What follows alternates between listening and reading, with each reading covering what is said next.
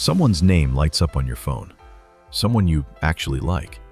And before you've decided anything, something in your chest has already done the math. Not tonight.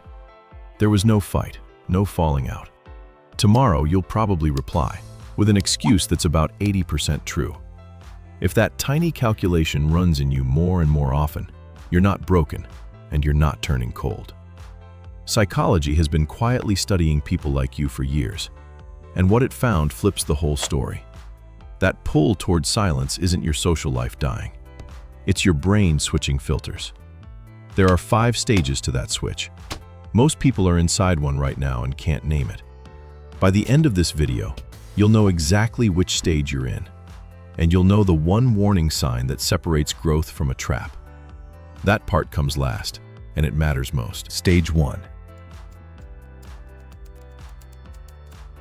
The math becomes audible. Everyone's brain runs a quiet cost check on socializing. In most people, it whispers. At some point, yours started talking. You come home from a dinner and you notice the bill. 2 hours of laughing you didn't feel. And then that strange ritual. Sitting in the car, outside your own home, doing nothing. Just sitting. That pause is your nervous system invoicing you for a performance. Psychologists who study social energy call the aftermath recovery time. And for deep processors, it's real, measurable rest that the evening quietly borrowed. But here's what nobody warns you about. Once you notice the bill, you can't unsee the prices. The group chat that takes more than it gives. The friend whose stories never once needed you in them. Any audience would have done fine. So nothing dramatic happens. You just start rounding down. Slightly shorter replies. Slightly longer gaps. No announcement, because there's nothing to announce yet. But the quieter you get on the outside, the louder something gets on the inside. That's stage 2. Stage 2. You start hearing the second conversation. Every conversation is 2 conversations. The words and the reason for the words. Most people only ever hear the first one. But a mind that has spent years reading, comparing, connecting things, starts picking up the channel underneath. The compliment that's actually a measurement. You've lost weight, meaning I've been comparing us.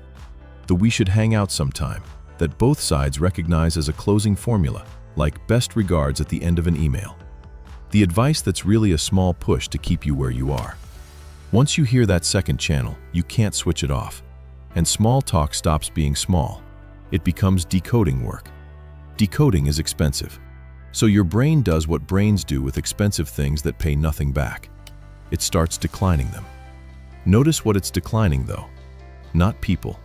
Transactions wearing the costume of people. Your brain learned to tell them apart. And science can actually see what happens next. Stage 3. The study nobody told you about. In 2016, researchers Satoshi Kanazawa and Norman Lee analyzed the lives of more than 15,000 young adults, ages 18 to 28. For most of them, the result was exactly what you'd expect. More time with friends meant higher life satisfaction. Straight line, more socializing, happier person. But in one group, the line bent the other way. For the people with the highest intelligence scores, more frequent socializing came with lower life satisfaction. Slow down and let that land. Not, smart people enjoy company a little less. More social time, less happiness. The researchers called their explanation the Savannah theory of happiness. Human brains evolved for small, tight groups where every bond carried weight. Modern life runs on the opposite. Endless, thin, rotating contact. And a highly intelligent brain seems to feel that mismatch sooner and adapts faster. It starts dropping what doesn't feed the life it's trying to build. So the plans you canceled last month might not be a malfunction.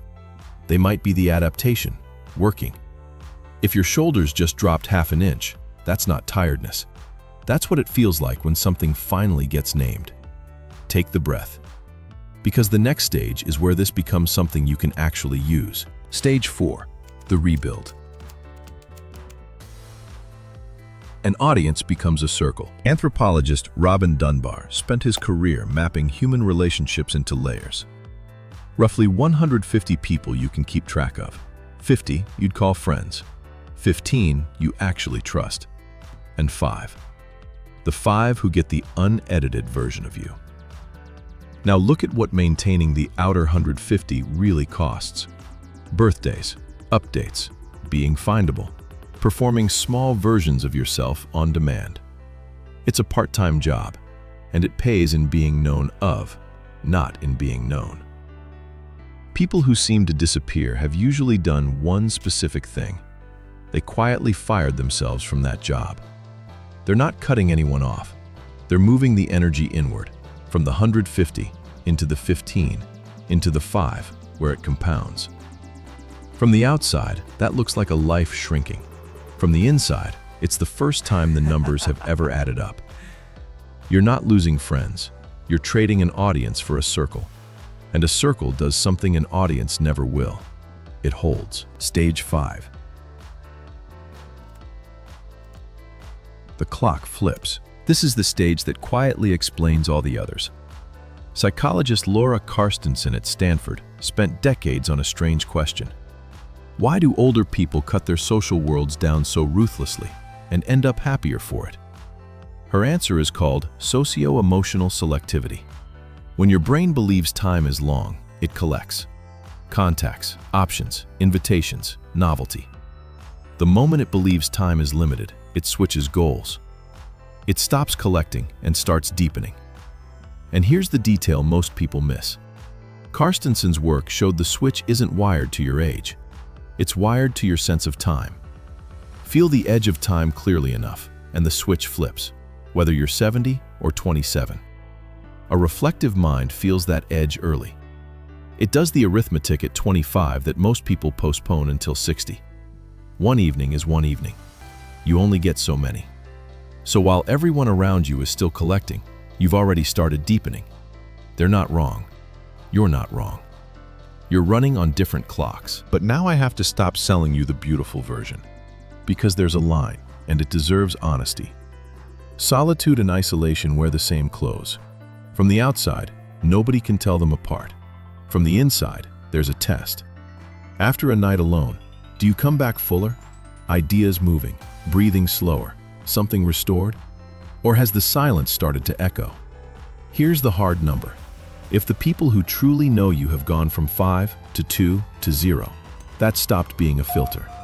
That's a wall. A filter lets signal through. A wall lets nothing through. And walls don't protect peace. They just hold their builder. So keep 5, or 3, or even 1. The door can open from the inside only if somebody still knows where the door is. So, tomorrow or next week, a name is going to light up on your phone, and your chest will do the math before you do. This time, you'll know what that calculation actually is. It was never guilt. It was never proof that something's wrong with you. It's a brain that has finished asking, how many people can I reach? And moved to the older, harder, better question. Who actually reaches me?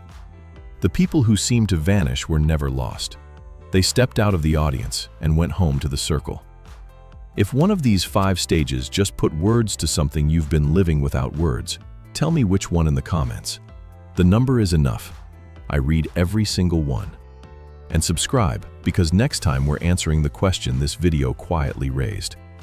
Why the smartest person in the room is almost always the last one to speak.